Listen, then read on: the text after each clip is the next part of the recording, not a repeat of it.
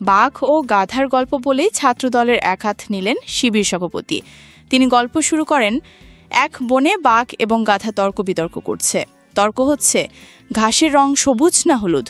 এটা নিয়ে তাদের মধ্যে অনেক তর্ক বিতর্ক হচ্ছে।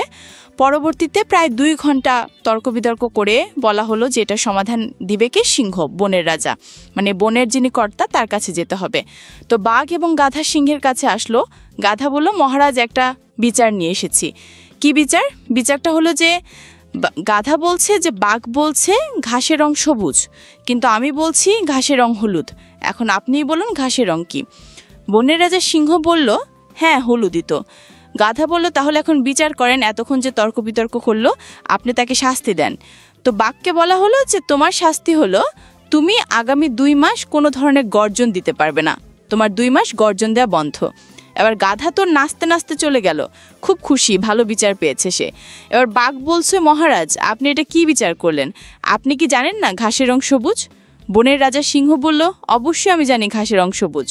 বাঘ বলল, তাহলে আপনি আমার প্রতি অবিচার কেন করলেন? তখন বনের রাজা বলল, তুমি একটা গাধার সাথে 2 ঘন্টা সময় নষ্ট করেছো ঘাসের রং সবুজ না হলুদ, এজন্য তোমার আগামী 2 মাস গর্জন দেওয়া বন্ধ। ছাত্র শিবিরের সভাপতি বলেন, আমাদের সমাজেও বিভিন্ন জন অহেতুক, নিজের কোনো কর্মসূচি নাই, কোনো এজেন্ডা নাই, সারাদিন শুধু সংবাদ সম্মেলন করবে। 10 মিনিট বক্তব্যের মধ্যে 9.5 মিনিট এটা সেটা আরেকজনের সমালোচনা করে সময় কাটায়। এজন্য আমরা এই সমস্ত ব্যক্তিদের সাথে কথা বলে সময় নষ্ট করব না।